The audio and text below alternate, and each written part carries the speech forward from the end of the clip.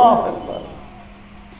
এই ঘটনা শোনার পরে বিশ্বনবী মুহাম্মদুর রাসূলুল্লাহ সাল্লাল্লাহু আলাইহি ওয়াসাল্লামের চোখ দিয়ে দাড়ি মোবারক ভিজে ভিজে দরদর করে জমিনে পানি পড়তেছিল, আর বলতে লাগলো, আহারে মানুষ এত নিষ্ঠুর হতে পারে, নিজের ঘরে কন্যা সন্তান হয়েছে, এই জন্য নিজ হাতে বাবা কি করে সন্তানকে আপনার জীবন্ত মাটিতে পুঁতে হত্যা করতে পারে।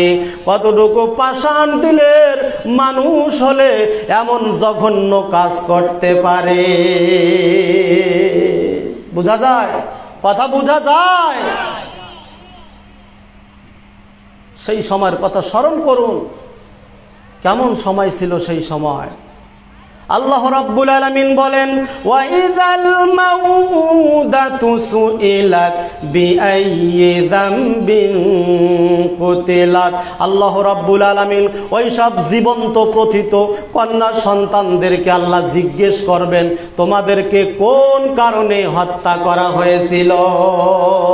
সেই দিন ওই কন্যা সন্তানেরা আল্লাহর দরবারে নালিশ জানাবে যে আমাদের সমাজ ব্যবস্থা এত জঘন্য ছিল, আমাদের সমাজ ব্যবস্থা এত খারাপ ছিল। যদি কারো ঘরে কন্যা সন্তান জন্মগ্রহণ করত, ওই সমাজের লোকেরা ওই কন্যার পিতাকে ভর্ৎসনা করত, অনেক কথা বলে গালিগালাজ করত, নানান কথা বলা বলি করত। এই অপমান সহ্য করবে কিভাবে? এই অপমান সহ্য করতে না পেরে তার পিতারা কন্যাদেরকে জীবন্ত হত্যা করত। বলেন নাউযুবিল্লাহ। আসলে কিছু করার নাই, সেই সময়ের সমাজ ব্যবস্থাটাই ছিল ওই রকম। ইচ্ছা করে কিন্তু কেউ এরকম করত না। আপনারা ইতিহাস পড়ে দেখবেন, সেই সময়ের সমাজ ব্যবস্থা ওই রকম ছিল।